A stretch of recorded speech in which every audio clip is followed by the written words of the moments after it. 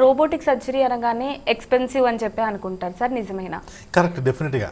సాధారణంగా మోకాల్ మార్పుల ఆపరేషన్కి best of the best implants అని చెప్పను, కానీ అబోవ్ యావరేజ్ ఇంప్లాంట్స్. ఇది ఇంప్లాంట్స్ అని యూజువల్గా మోస్ట్ ఆఫ్ ద డాక్టర్స్ వాడేది ఏంటంటే ఇంటర్నేషనల్ బ్రాండ్స్ వాడుతూ ఉంటారు.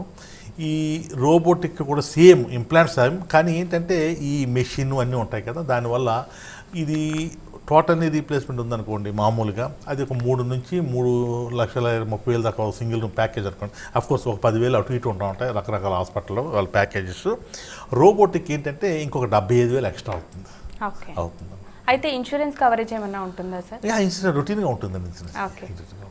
అయితే ఇన్ఫెక్షన్ మనం దీనికి నార్మల్ సర్జరీకి రోబోటిక్ సర్జరీకి కంపేర్ చేసుకుంటే ఇన్ఫెక్షన్ డేట్ ఏమైనా తగ్గే ఛాన్సెస్ ఉంటాయి?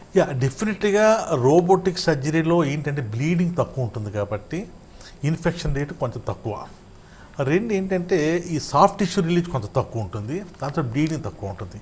ఏదైనా కూడా మన టిష్యూ హ్యాండ్లింగ్ని బట్టి ఆ ఇన్ఫెక్షన్ కూడా ఉంటుంది అనమాట. అంటే థియేటర్లో చాలా స్ట్రిక్ట్గా ఇది ఉండాలి, దాన్ని స్టెరిలిటీ మెయింటైన్ చేయాలి, ఇంప్లాంట్స్ ఇన్స్ట్రుమెంట్స్ అన్నీ కూడా చేయాలి, టిష్యూ హ్యాండ్లింగు మనకు అసిస్ట్ చేసే వాళ్ళు అందరూ కూడా చాలా స్టెరిలిటీ మెయింటైన్ చేయాలి. రోబోటిక్ చేస్తున్నాం కదా ఇన్ఫెక్షన్ రాదని చెప్పి మనం క్యాజువల్గా ఉంటే మాత్రం రోబోటిక్ ఆపరేషన్లో ఇన్ఫెక్షన్ రాకూడదని జరుగుతుంది ఏమీ లేదండి. ఈ రోబోటిక్ దీంట్లో కూడా ఇన్ఫెక్షన్ వచ్చే ఛాన్స్ ఉంటుంది. అన్ని జాగ్రత్తలు తీసుకోవాలి, especially patient hygiene.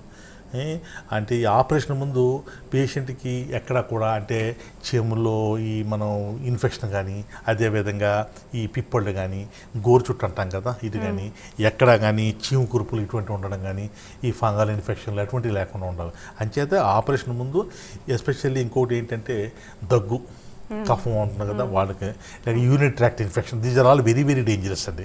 Urine tract వాళ్ళకి తెలియదు, డయాబెటిక్ పేషెంట్కి తెలియదు, వాళ్ళకి యూరిన్ టెస్ట్ చేస్తే కొన్ని లక్షల బ్యాక్టీరియా ఉంటుంది అనమాట. అంచేత పేషెంట్ తోటి ముందు మనం ఫిజిషియన్ చూపించి పేషెంట్ ఫిట్టా కాదా, షుగర్ కంట్రోల్ ఉందా లేదు చూడండి, క్రియాటిన్ ఎలా ఉంది, హీమోగ్లోబిన్ ఎలాగా ఉంది చూసుకోవాలి, అలాగే థైరాయిడ్. అదేవిధంగా కొన్ని కండిషన్స్ ఎస్పెషల్లీ రొమటాయిడ్ ఆర్థరైటిస్ ఉంది, వాడు చాలామందికి టోటల్ నీ రీప్లేస్మెంట్ అవసరం. కానీ ఆ రొమటాయిడ్ ఆర్థరైటిస్ యాక్టివ్గా ఉన్నప్పుడు మనం ఈ ఆపరేషన్ చేయకూడదు. అంచేత రొమటాలజిస్ట్ దగ్గరికి పంపించి ఆ వ్యాధి యొక్క ఉధృతిని తగ్గించాలి. కొంత తగ్గిన తర్వాత ఆపరేషన్ చేయాలి. ఇది మనం వచ్చారు కదా అని చేసేస్తే ప్రాబ్లమ్స్ వచ్చే ఛాన్స్ ఉంటుంది అన్నమాట.